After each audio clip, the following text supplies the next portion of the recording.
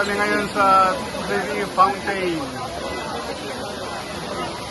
Alright. Rome, Italy. Oh, yun ang mag-ino. Ano ginagawa nyo?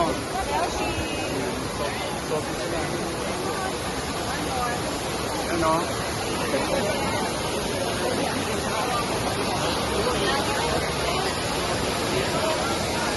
Yan. Sobrang dami ng tao. Grabe.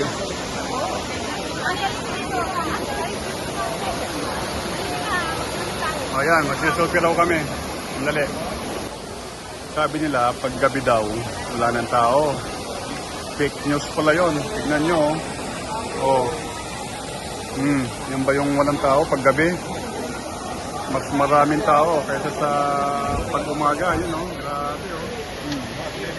Isa. Mag-hi ka. Night time at Trevi Fountain. Yan, pang-apat na punta na namin dito dahil malapit lang sa hotel.